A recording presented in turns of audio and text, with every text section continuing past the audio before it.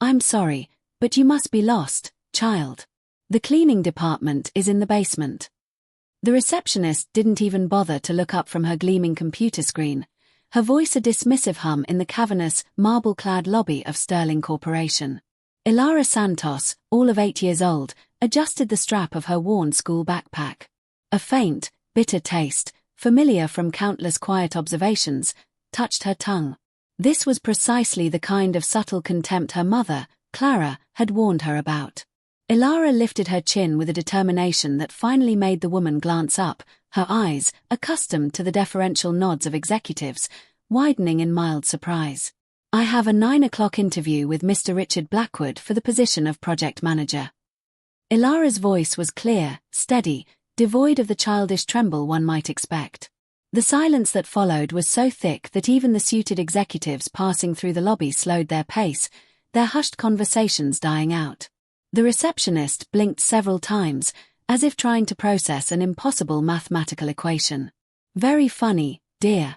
Where are your parents? My mother, Clara Santos, has been in the municipal hospital with pneumonia since last night. Ilara replied with the same serene composure with which she would recite her multiplication tables. There was no melodrama, no plea for sympathy, just a stark, unwavering statement of fact. Her small frame carried responsibilities that most children would never know. The daughter of a brilliant engineer who had been systematically rejected in dozens of interviews, always with polite excuses that thinly masked obvious prejudice, Ilara had learned early on that the world would not be fair to people like them. The night before, as her mother coughed violently in her hospital bed, Clara had held her daughter's small hand with desperate strength. Promise me, Ilara. Promise me you'll deliver that briefcase. They need to see that we're more than they think we are. The weight of that promise, silent and profound, settled on Ilara's young shoulders. An imposing figure emerged from the executive elevator. Mr. Richard Blackwood, CEO of Sterling Corporation, known throughout the business district as much for his arrogance as for his selective hiring policies. At 45, he had built an empire by systematically eliminating any employee who did not fit his ideal mold of corporate excellence. His icy blue eyes scanned the lobby until they landed on the unusual scene, a black child standing defiantly at his receptionist's counter. The sight of her in the immaculate environment of his company immediately bothered him, not out of compassion, but because he considered it an inappropriate intrusion into his carefully curated space of power. What's the problem here, Jennifer? He asked the receptionist, his voice carrying the clipped, impatient tone of someone who had no time for humanitarian nonsense. Mr. Blackwood, Jennifer stammered, clearly flustered.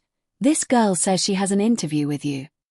Blackwood approached, studying Ilara as a scientist would observe an interesting specimen. There was something disturbing about the way the child looked back at him, not with fear or admiration, but with a cold, analytical assessment that made him feel slightly uncomfortable. It was as if she saw through the polished veneer, directly into the entitled core he so carefully guarded. Really? And what would your name be, little one? Ilara Santos. My mother is Clara Santos, a project engineer specializing in strategic management and corporate sustainability. Ilara opened her backpack and removed a folder organized with military precision.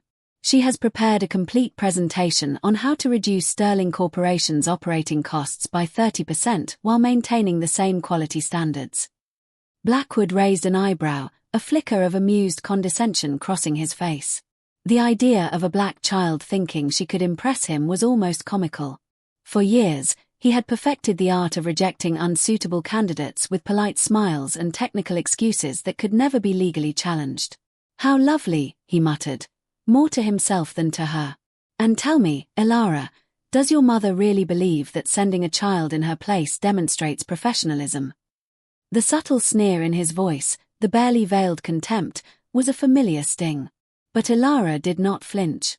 She believes that competence speaks louder than prejudice, Ilara replied, her small hand extending the folder to Mr. Blackwood. Her gaze was unwavering, carrying a disturbing maturity that seemed to challenge his very perception of authority. And that intelligent people recognize good ideas, regardless of who presents them. For a moment, something unreadable flashed in Blackwood's icy blue eyes, a flicker of surprise, perhaps even irritation, quickly masked. He took the folder, the expensive paper feeling strangely warm in his hand, and glanced through the first few pages. The numbers, presented with crisp clarity, were impossible to ignore. More than that, they were revolutionary, promising to save his company millions. Yet, Richard Blackwood hadn't risen to the top by being impressed by emotional ploys from people he considered unsuitable for his corporate environment. He closed the folder with a sharp snap, the sound echoing through the hushed lobby as if dismissing something worthless. "Interesting," he admitted coldly, his voice laced with a subtle venom. "But tell me something, Ilara. Did your mother really think an emotional trick like this would work on me? That I would let myself be swayed by a touching situation?" The question hung in the air like a sharp blade, intended to wound, to dismiss, to put the child back in her place. Ilara kept her gaze steady, but for a moment, something flashed across her eyes. Not fear, but a kind of silent recognition, as if this reaction was exactly what she had expected. "She said you'd reveal who you really are within the first 5 minutes, Ilara replied calmly, her voice carrying a disturbing maturity. It seems she was right. Blackwood's smile faltered for a split second. There was something about this child, the way she looked at him, that bothered him in a way he couldn't explain, as if she knew something he didn't, as if he was being evaluated and found wanting by an 8-year-old girl. "How presumptuous," he said, trying to regain control of the situation. The words a desperate attempt to reassert his dominance. Perhaps her mother should teach her some manners before sending her out to play grown-up. But as he spoke, Blackwood didn't notice that Jennifer, the receptionist, her face a mask of subtle shock, had discreetly activated the security recording system that captured audio. Nor did he notice that 2 black employees of the company, passing through the lobby, had stopped, their expressions growing increasingly grim as they absorbed the scene unfolding before them. What Richard Blackwood definitely didn't know was that that briefcase contained much more than just proposals for operational improvements. And that underestimating a desperate mother and her extraordinarily courageous daughter would be the first step toward the biggest mistake of his career. "Tell your mother we appreciate the creative effort, but Sterling Corporation has standards that simply cannot be compromised for personal situations," Blackwood said, returning the folder to Ilara with a dismissive wave. "What standards?" Ilara asked, tilting her head slightly with what seemed like genuine curiosity. The question caught Blackwood off guard for a moment. He found himself struggling to articulate a response that didn't sound exactly like what it was: pure prejudice. Standards of excellence, professionalism, people who understand how things work in the real world. "My mother has 2 master's degrees, 15 years of experience, and proposals that could save your company millions," Ilara replied calmly, her voice echoing with a quiet power. "What standards is she not meeting exactly?" Jennifer, the receptionist, coughed uncomfortably. A few more employees passing through the lobby began to slow their pace, realizing that something more serious was going on. Among them, Patricia, one of the few black women in leadership positions at the company, stopped completely to observe the scene, her gaze fixed intently on Blackwood. He felt a growing irritation, a prickling heat of public discomfort. This child was asking questions he would rather not answer publicly, especially not with an audience gathering. "Listen, little girl, this is no place for games. Maybe when you grow up, you'll understand how serious business works." "I understand perfectly how it works," Ilara replied, her voice remaining disturbingly calm. "You reject qualified people for reasons you can't say out loud, then make up technical excuses to justify decisions you've already made before you even look at their resume." The silence that followed was deafening. Blackwood looked around, realizing he now had a sizable audience. The black employees watched the scene with increasingly tense expressions, and he could feel the weight of every gaze. "Her mother must be very proud to have raised such an audacious child," he said, trying to regain control of the situation with a smile that didn't reach his eyes. "She is," Ilara confirmed simply, especially after she found out about Sterling Corporation's hiring pattern over the last 5 years. A chill ran down Blackwood's spine. There were internal protocols, confidential memos, hiring strategies that should never have been leaked. What pattern? Ilara opened her backpack again and took out a second folder, smaller than the first. Mom spent a lot of time researching before she applied. She found some interesting things about corporate diversity, or rather, the lack of it. Blackwood's confidence began to waver.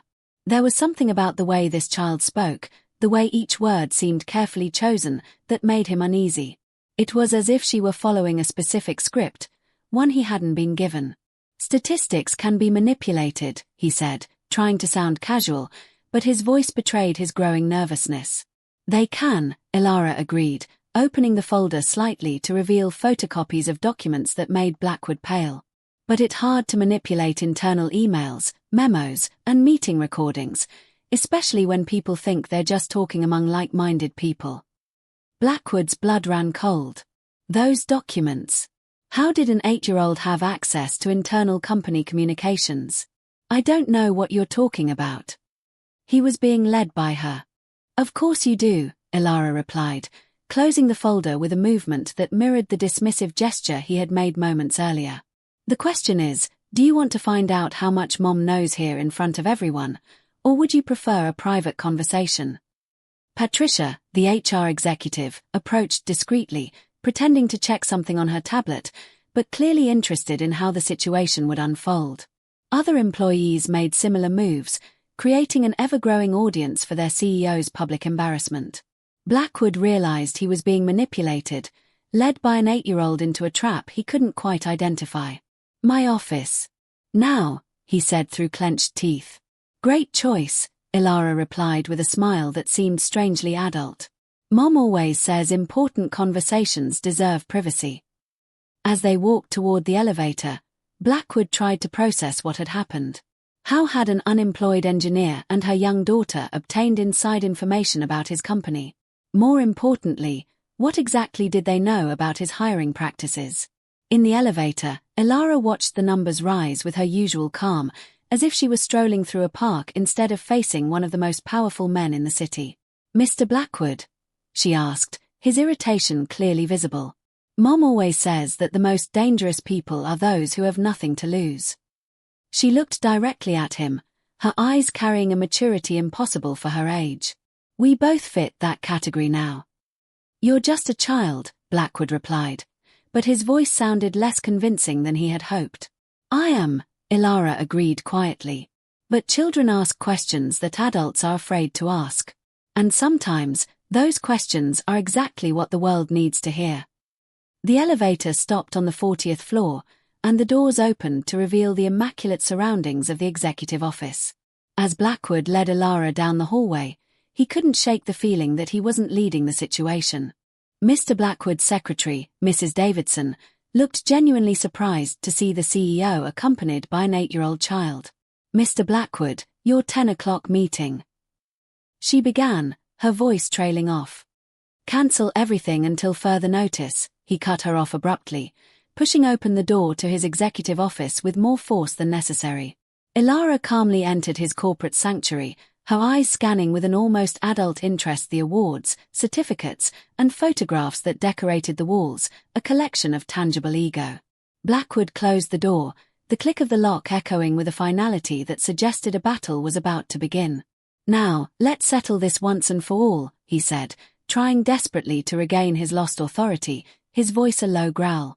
What exactly do you and your mother want? Ilara sat down in the plush leather chair across from his imposing desk, her feet dangling slightly above the floor, yet her gaze remained steady and determined.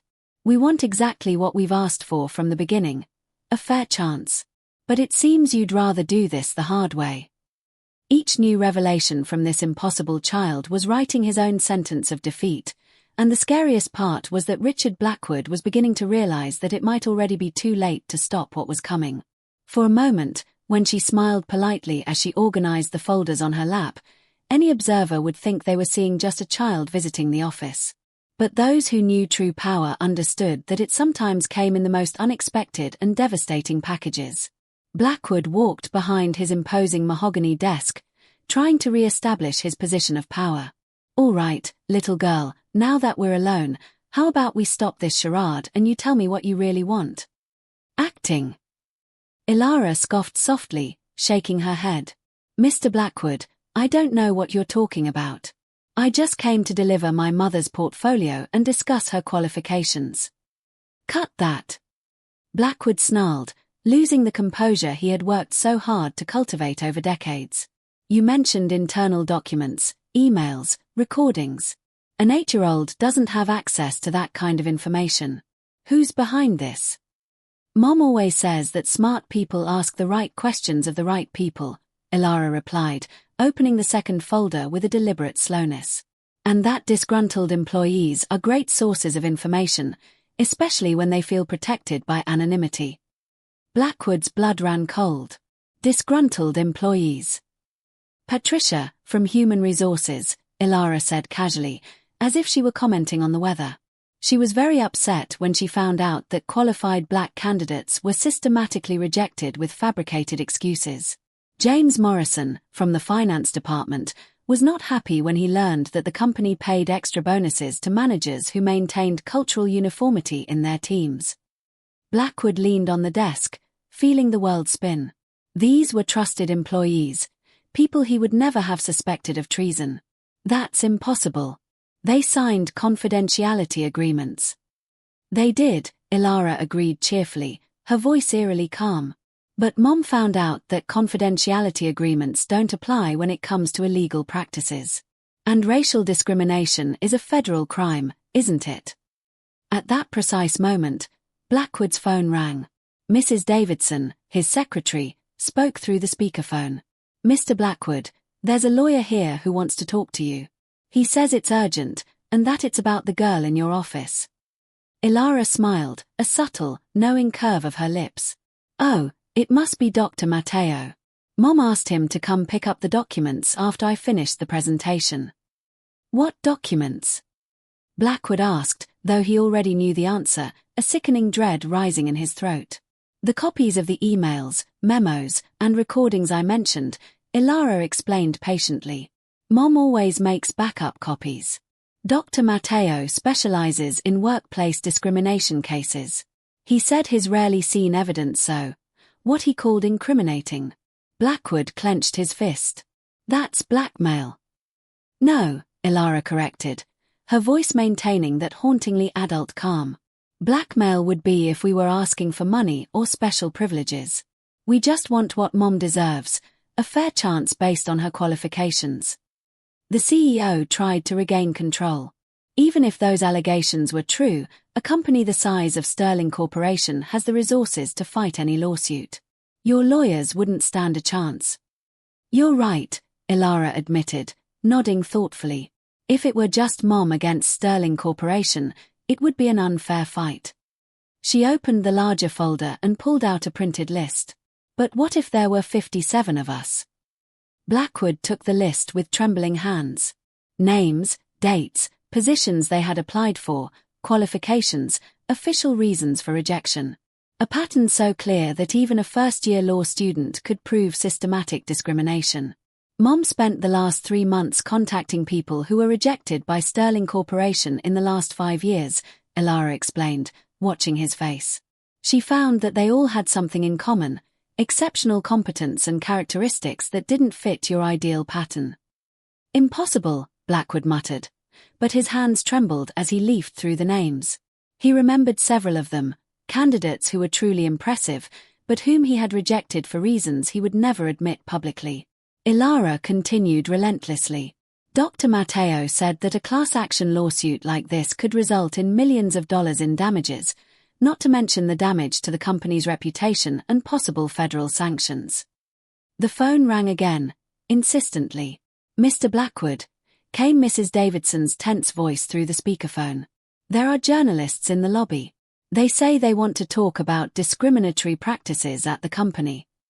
Ilara glanced at the watch on her wrist, a tiny, almost imperceptible smirk playing on her lips.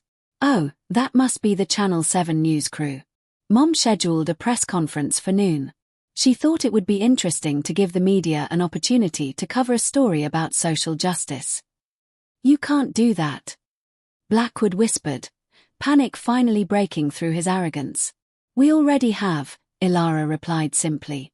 The question now is, do you want to be remembered as the CEO who maintained discriminatory practices until he was forced to change them publicly, or as the visionary leader who recognized his mistakes and implemented progressive reforms voluntarily? For the first time in his career, Richard Blackwood found himself completely outmatched by an opponent, and the fact that this opponent was an 8-year-old child only made his defeat more bitter. "What exactly do you want?" he asked, his voice defeated. Ilara smiled, not the innocent smile of a child, but something more calculated, more determined. "We want justice, Mr. Blackwood. And luckily for you, justice can be much less painful than the alternatives."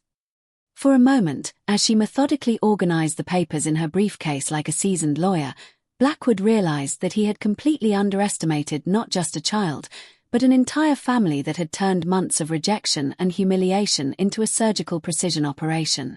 What he didn't know yet was that this friendly conversation was being recorded, and that the next words out of his mouth would determine whether he would walk away from this situation a reformed man or another public example of how arrogance can destroy an entire career. "What exactly do you want?" Mr. Blackwood asked again, his voice defeated, for the first time in decades. Ilara began organizing the papers in her briefcase with the precision of an experienced lawyer, each movement deliberate, unhurried. "We want you to hire my mother, implement fair hiring policies, and compensate the 57 people who were discriminated against. Or would you rather explain to the media why you rejected more qualified candidates than your current employees?" "That's absurd." Blackwood tried to regain his authority, but his voice came out shaky, the carefully constructed facade of power crumbling. "Even if I agreed to hire your mother, I can't just—" "Yes, you can," Ilara interrupted calmly, her gaze unwavering, especially considering that this conversation has been recorded for the past 20 minutes. Blackwood's blood ran cold. "What?" Ilara discreetly pointed to the small brooch on her blouse. "Mom always says that important people make important confessions when they feel safe. Dr. Matteo will love to hear you admit that you reject people for characteristics that don't fit the ideal pattern." Blackwood stood up abruptly, panic finally breaking his composure. "You can't use that. It's illegal to record conversations without consent." "Not when it's evidence of federal crimes," a male voice said from the doorway. Dr. Roberto Matteo, a tall man of Latin descent, entered the office, carrying a briefcase. "Richard Blackwood, I'm Roberto Matteo, a civil rights attorney. I need to inform you that my client has substantial evidence of systematic discrimination." "You can't prove anything." Blackwood growled, but the sweat on his forehead betrayed him. Dr. Matteo opened his briefcase and pulled out stacks of neatly organized documents. "We have internal emails where you instruct managers to maintain cultural uniformity, recordings of meetings where you discuss filtering out unsuitable elements, financial reports showing bonuses paid specifically for maintaining homogeneous teams.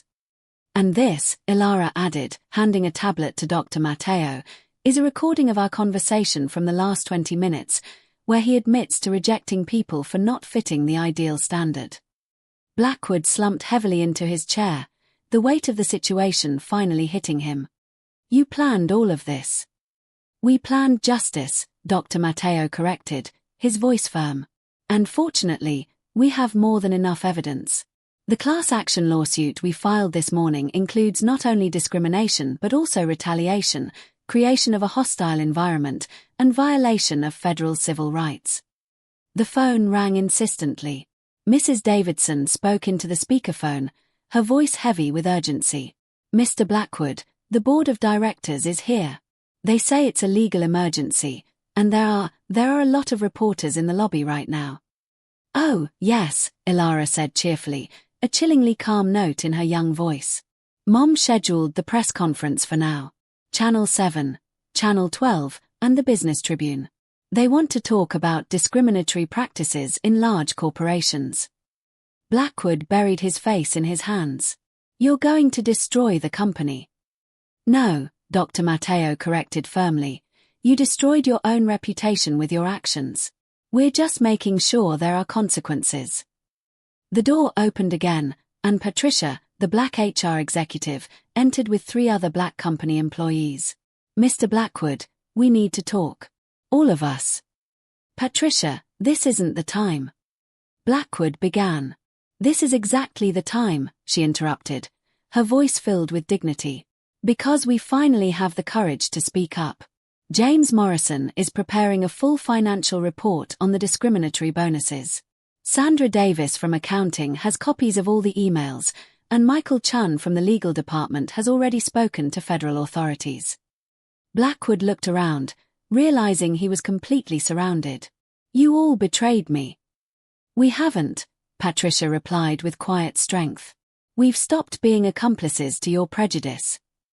Dr. Matteo closed his briefcase with satisfaction. "Mr. Blackwood, you have two options. We can resolve this civilly: immediate hiring of Clara Santos, implementation of fair policies, compensation for victims of discrimination. Or we can let the courts, the media, and the board decide your fate." "And if I choose to fight," Ilara added, with a maturity that was startlingly adult, "then prepare to explain publicly why a company that makes $300 million a year can't find room for qualified black professionals." At that moment, Mrs. Davidson rushed in. "Mr. Blackwood, your wife is on the line. She says she saw your name in the news online and needs to talk to you urgently." The empire of arrogance and prejudice that Richard Blackwood had built over decades was crumbling in real time, and the catalyst had been an 8-year-old girl who refused to accept injustice as inevitable. As he tried to process the extent of his defeat, one last surprise awaited him, because outside his office, Clara Santos had just arrived at the building, recovered and ready to witness firsthand the victory her brave daughter had won on her behalf. "I accept," Mr. Blackwood murmured, his defeated voice echoing through the silent, opulent office. "I'll hire her mother, implement the policies, and compensate the victims." Dr. Matteo smiled, a subtle but undeniable triumph on his face, as he pulled a prepared contract from his briefcase. "Excellent decision. The agreement includes the immediate hiring of Clara Santos as Director of Diversity and Inclusion, with a salary equivalent to that of the other directors, compensation of $200,000 for each of the 57 victims of discrimination, and the implementation of transparent policies overseen by an external audit." "And if I refuse to sign?" Blackwood challenged weakly, a last, desperate flicker of his former arrogance. Ilara looked at him with that hauntingly adult calm. "Then in 15 minutes, when Mom arrives, she'll hold a press conference explaining how a multimillionaire CEO refuses to hire qualified people because of racial prejudice. I'm sure the board of directors will love to see the company's stock plummet." At that precise moment, Mrs. Davidson knocked on the door.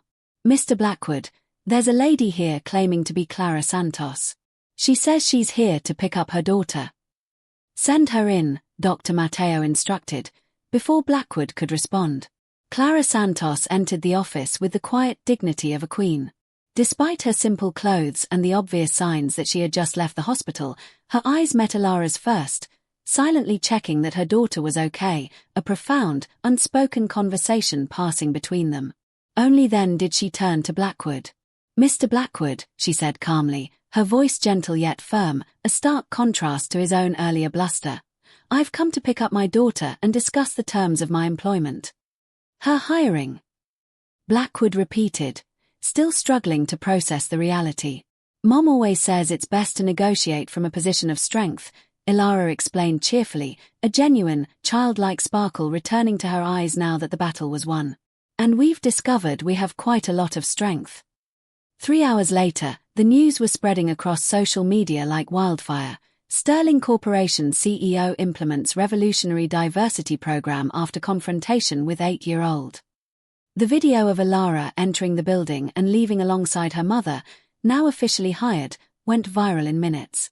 Patricia, now promoted to Vice President of Human Resources, personally oversaw the company's transformation. "It's impressive," she commented to Clara during the first staff meeting. "In 6 months, our productivity has increased by 30%, our reputation has completely recovered, and we've received the Best Company for Diversity award in the country." Blackwood, on the other hand, had been quietly removed from his position as CEO by the board, retaining only an honorary title with no real power. His reputation in the business community never recovered. He would always be remembered as the man who was publicly humiliated by an 8-year-old. A year later, Clara walked the halls of Sterling Corporation as one of the company's most respected executives. The diversity program she had implemented had become a national model, and she received invitations to speak at universities and business conferences. Ilara, now 9, attended an elite private school, courtesy of the scholarship Sterling Corporation offered to employees' children. But she still preferred to spend her afternoons in her mother's office, where she often surprised visiting executives with impressive business insights. You know what the most satisfying part was? Clara confessed to Dr. Matteo during a celebratory lunch. It wasn't seeing Blackwood go down. It was seeing Ilara learn that a determined person, no matter how young or underestimated, can change the whole world. What about the other 57 people who were discriminated against? Dr. Matteo asked. 15 have already been hired by other companies that heard about the case. 20 started their own businesses with the compensation they received. The rest are using the money for education and training, Clara smiled proudly. Ilara created a wave of transformation that goes far beyond Sterling Corporation. That same afternoon, Ilara was in her corner of the office when a group of college students came to visit the company for a project on leadership. One of them asked what advice she would give to young people facing injustice. "Never let anyone tell you that you're not good enough," Ilara replied, with a wisdom that continued to amaze adults. "And remember, sometimes the most powerful person in the room is the one everyone underestimates." As the students left, visibly impressed, Clara watched her daughter with a mixture of pride and admiration. That brave girl who had turned a rejected job interview into a corporate revolution was already planning her next project, a program to teach children from disadvantaged communities about labor rights and social justice. Richard Blackwood tried to destroy a family's dreams but ended up destroying only his own reputation. Clara and Ilara learned that true revenge is not to repay the prejudice they suffered. It is to achieve the success their oppressors could never imagine, and to use that success to open doors that others tried to close forever.